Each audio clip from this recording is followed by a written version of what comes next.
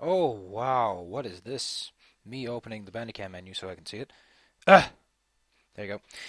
So, today we are playing Symphony of the Night, which is a game that I've been wanting to play for a while. Unfortunately, I'm playing it on PSP, which has some of the weirdest resolution options I've ever seen. I don't think this is exactly 16 by 9. I don't know how I'm going to fix that. I'll probably let Movie Maker stretch it out to something respectable. I mean, it doesn't really matter. Symphony of the Night is one of the last games that did really fancy sprite work before people were like, we're done with the sprites. No need to do pictures. We can do polygons now. Let me fix that. Real lickety split. That's better. Let us select a file. These are mine. I thought I was further than that, but I guess I'm not. Or maybe that was probably a save state. No, even if I save state, I still use save stations. Let's pick this one. What name shall I pick? What name is fitting for a file such as this? If I did Dracula backwards, you'd all know from the beginning, so I'll just go with something that I usually go with. Oh, god damn it. Oh, god damn it. No, how do you... Oh, okay, cancel is apparently undo. Fits exactly. I like how start is decide. Not accept, but decide. I don't know how that adds up.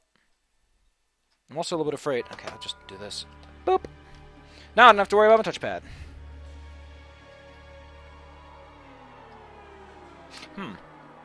If I'd waited a bit, I could have gotten the whatever. With this video, I will test if Konami still copyrights ancient video games. I'm surprised they put this on Dracula X Chronicles at all. I mean, there's nothing in it for them. Oh my god, look at this. This game was released on the PlayStation, if I'm correct. I never played it back then.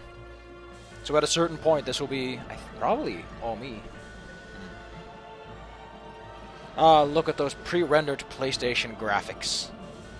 It's a time capsule.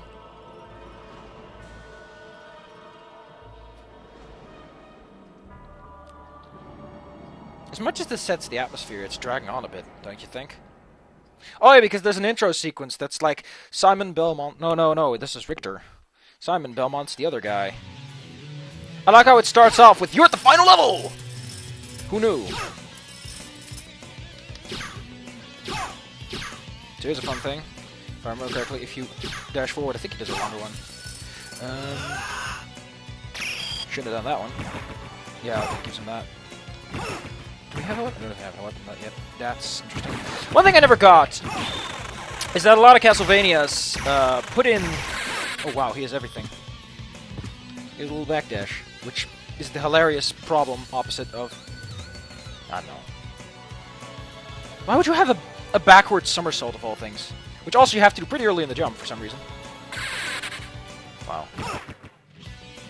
But yeah, a lot of Castlevanias, for reasons I don't fully understand, thought it was kind of neat to, instead of having the cross be a boomerang, make it a giant killer attack. Also, here's a bunch of weapons that we may or may not be getting later on. I think these are not even the weapons you get them. Doesn't matter. The final boss is kind of interesting, because you get different stats depending on, like, this whole game's stat system is weird! So the way this game handles statistics, your character stats, is depending on how good you beat up Dracula. Beat him Dracula good and you get stuff. Your beginning items also determined by that. So there's a whole bunch of stuff riding on the fact that you beat up Dracula real good, like a real good boy. Dracula, die now and leave this world. You'll never belong here. Oh, but this world invited me. Your own kind called me forth with praise and tribute. Tribute? You're a thief. You steal men's souls, their freedom. Freedom is always sacrificed to faith, good hunter. Or are you truly here? Dun dun dun! That's a pretty good point, actually. All I'm here for is you. To hell with your heresy! You're nothing but a blight on mankind. Ha! Mankind. A cesspit of hatred and lies. Fight for them, then, and die for their sins. I'm not good with this game. I'm not good with Castlevania. Which would be slightly ironic, considering that I've played a whole you know what, I should just quit now while I'm ahead. So apparently, that was just a generic move. Yeah, you can't die in this fight, by the way. If you die, however, then expect to get some really low stats when you get Ilkerd.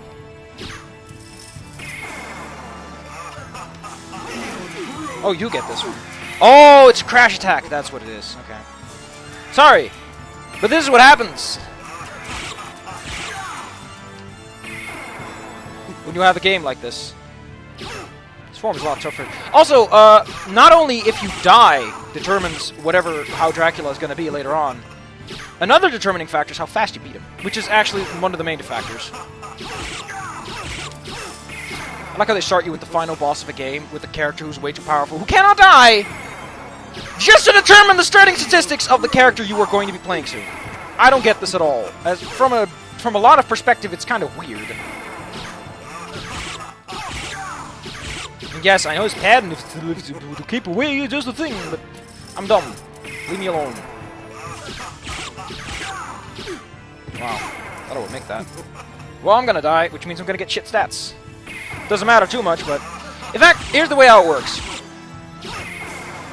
The stats you get at the beginning of the game, the upgrading as to how they work is actually a slot machine.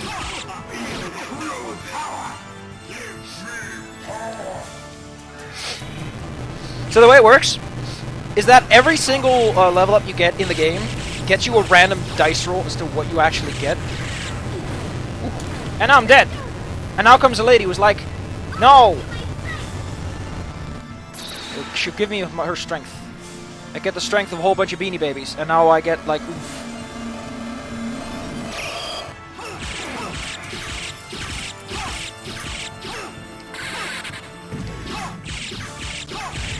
Maybe at the end of this, I'll do a better run of this. But for now, just enjoy the fact that this was a postcard all along! It was a postcard, I tell you. I don't know why it was a postcard, but it was. And then comes the actual story. With the aid of the Dark Priest Shaft to menace humanity once again, the legendary vampire hunter Richter Belmont stood against him, and at last... Why Richter? Why not Richard or something? However, 4 years later, on a glaring full moon night, Richter mysteriously vanished. Maria Renard set out to find him, but knew not where to begin. It was then that fate intervened. Castlevania, the castle of Dracula, rumored to appear once every century, suddenly materialized from the mist, as if to show her the way. Meanwhile, powerful forces struggled for the soul of a man named Alucard. He who had once fought alongside Trevor Belmont against his own immortal father, Count Dracula himself. To purge the world of his own cursed bloodline, Alucard had submerged his vampiric powers and fallen into what was meant to be eternal slumber. But now, he awakens to the cackles of evil and cries of the innocent. The eternal battle of good and evil has come full circle good music, though. Once more. Dracula's castle beckons for you. I completely forgot that the game starts with a boss fight. Will emerge victorious. So Alucard's name is actually an intentional thing. Everyone's like, it's a disguise. It's not supposed to be a disguise. The reason his name is Alucard is because he hates his dad for everything he stands for, and it's like, in order to show that I'm your opposite, and I don't want to be a big bad beanie baby, I'm going to name myself your mirror name. And I'm like, that's interesting. It's one way to do it, but I don't know. You could just call yourself Super Light Guy of Goodness and Jelly Beans. We have a different HUD, which is an interesting thing. Although the reason they did the Richter fight is because there is a Richter mode which uses that HUD, so they could get away with it.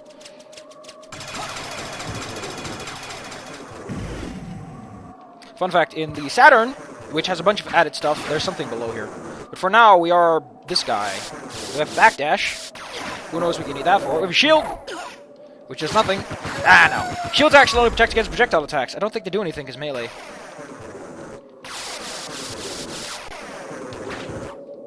Is there any Castlevania game? Let's actually check out our menu. We have no relics. There's a lot of relics, but we have none of them. We have system, which lets us change the buttons. Exciting. can also set the willow color, and I'll be a devious mischief. And I'll change it to a nice, pleasant black. Look at how brightly everything contrasts with it. We have familiars and spells, which the game tells us without actually giving us the option. We have one potion, because I got my ass whooped. You might see that my stats aren't great. I think they are supposed to be much higher if you do better. I don't know how it works. I could look it up. In fact, let me do that, because that's interesting. Let me look at the start. I think there's actually a whole thing about that. Should there? I remember there being a guide that's like, this is how the beginning stats are actually determined. But apparently I'm just a big dum-dum. Naked Alucard. Oh yeah, that's the thing I'm going to show, because that's pretty freaking comical. Introduction to Richard Belmont. Physical questions. What I actually want is stats. You know what I'm going to do? I'm going to press the pause button. I looked it up.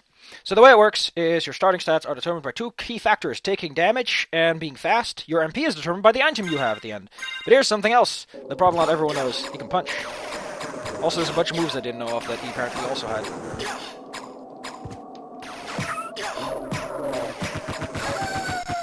On the snooter. Yes, by the way, you do have to equip items to use them. We have the Dragon Helm, which lowers enemy defense. We have a Resistance Plate. We have a fancy cloak. Here's the fun part. There's actually a cloak in this game you can buy. That's any color you want it to be. And the cloak actually does affect your character sprite, which is neat. We have none. Yeah, there's a down attack. I don't know why they put that in. Why you need this. But it happens when you press forward. Wait, do this. Same with this. Press diagonal. But I can't do it. There's actually a motivation to grind out in this area, a couple of levels. So the way level ups work, and I don't think I remember this clearly, but there are slots in the slot machine that decide if you get 1 stat point, 2 stat points, 3 stat points, or all stats go up. And the way that the slot machine works is I think it's for every stat combination there's a slot. So you have minimal chance of getting all 4, slightly better chance for everything, and I think like you always have a good chance of getting at least 1. I think I just got 2 stats there. I got Intelligence and Constitution. Just to run through them. Oh, my MP is actually lower. I guess that's because I took a lot of damage. I got my ass whooped. Strength is base damage. Constitution is defense. That makes sense since this stuff. This increases my defense. Oh well. Well, Constitution is your natural defense. You have Intelligence, which is magic stuff. I think magic stuff and item damage, sub weapon, and luck, which is luck. Why would luck be anything but that? Anyway, here's a pot roast. Unlike the Belmont family and all those other goons, he actually just holds on to his shit. He's like, I don't need this. There's a good reason to hang out here. Interesting part, Alucard dies when he touches water, and that actually makes sense. If you look at vampires, they can't touch water. They don't like water. It doesn't even have to be holy water. It's just like, oh, that's water. Now I'm all wet. I don't like being wet as a vampire being. I think I'm going to quit her for take a moment's break so we can all enjoy the fact. So I can just get a level 5 or something. Okay, so a couple of things about experience that I should probably start coughing up. As you defeat enemies and become stronger than enemies, they give you less experience. It's a percentage base. You also get more experience for beating up tougher enemies, if I remember correctly. So that's interesting. In case you're wondering, MP is mostly used for spells, which are mostly useless. Your hearts are more important because they do little cool attacks. They do the fun stuff. I'm now level 5. I thought I was level 6. Whatever. I love how he stops when he has to attack on the ground. In the air, you don't have that. Which is why so many people have... No, you can't. You can't dash cancel. There's like a whole bunch of ways you can make this game go fast because of all the little... This rule does this thing. You also can't dash. When he jumps up, he jumps... Look at that. He jumps up, escapes straight, but if you jump forward, he's already got the waving. Like, this is what can happen. Also, the Twilight Cloak does that, by the way. If you just have a regular cape, it doesn't do that. The old color shifting. But the thing I don't get is why people don't do sprite-based games like this no more. Like, even that new one. Whatever it's called. I forgot what it's called. I don't even know what it's called. Fuck. Oh, goddamn, I forgot what it's called. That's if you do up. I don't know why he does that. But yeah, even the new one. Bloodlines? Like, I don't even know his name. God damn it. I'm just completely blanking out here. But yeah, the guy who made this. Oh, but first we gotta see Death's like, hi. And he's like, I'll be taking your stuff. What is your business? Getting you out of that tin can. Insolent boy. But there will be no games here. You will not be Step aside, old man. Such arrogance. Very well. But I shall see you very soon.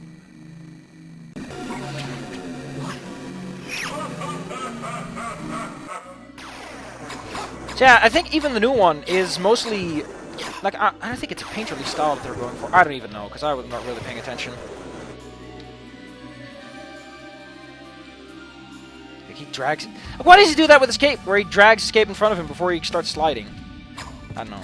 But yeah, people will forget the true elegance of giving a sprite a whole lot of frames, and still making it look pixely. There's a lot of benefits to it, because it makes things look very fancy. Look at how fancy he is. This fancy little boy. Oh, you can't make that. Can't make that yet. Maybe you can, but Alucard's slow. Despite supposedly being incredibly fast, Mr. Fahrenheit does not give a damn. I am much too posh to be hurt. Look at him! Like, for the most part, you'd think that he'd be running a bit faster. But instead, he does this weird slow run. And because we're lucky, we get equipment out of the first enemies we see. Isn't that lovely? There are damage types in this game, if I remember correctly, so this does deal less damage to Skeletons, even though it does more strength bonus thing. Attack bonus. Look at all these shortcuts! Look at this map. Man, Alucard, have you considered cutting your hair? I bet you haven't. I bet you're like, I'm not gonna cut my hair. Red Rust! Which is a two-handed weapon. I forgot about that. And I think it inflicts curse, and it's only really useful against one guy, which is a guy that we see much later. Until then, I'll be remembering that, for some reason, there are two buttons for this. I think soon we pick up leather armor, and after we pick up the leather armor, do normal enemies start spawning here. Cube of Zoe. For some reason, we can turn the Cube of Zoe off, even though it's a pretty interesting thing. It makes items materialize. What it does is this! Ain't that lovely? Now we can pick up Machismo. Thick through those doors like a... Oh, no. I think it's all loading rooms. Which is why there's a CD at the top. Also, I might have despawned. Oh yeah, I can't see enemy damage yet. That's what the problem is. Oh well. A hide Curus. Quirus. I still don't know what to say with that. Don't know if these affect the sprite at all. But I do want to go and save. That's a red skeleton. As you know from the other games, red skeletons love not dying. Well, I think there is a way to kill them. I just don't remember it from the top of my head.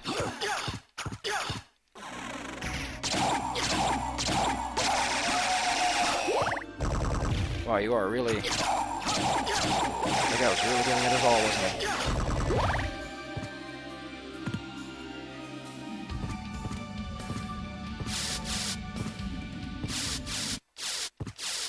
But I want to keep these episodes nice, short, and snappy, so here we go. For the sake of being short and snappy. Alucard's going to take a break. And, of course, a coffin! Because he's a vampire. He's one of those people. And I'm going to put a save state here. So I can reload it next time instead of having to do all the loady businesses. Look at this. You got speed lines and everything. You even got... Look at that! Ah, that's so good. You even got the proper swing for this. Like, the trail was a little bit lower. It's a little bit further away. For some reason, Alucard doesn't like swinging up, though. That's above him, literally. Oh, look at that. Look at that cape. Look at all those sprites of animations. Whoever had to do that never wants to see sprites in his whole life ever again. And I agree! Also, this is a...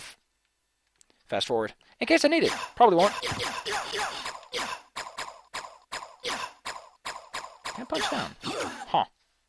Huh.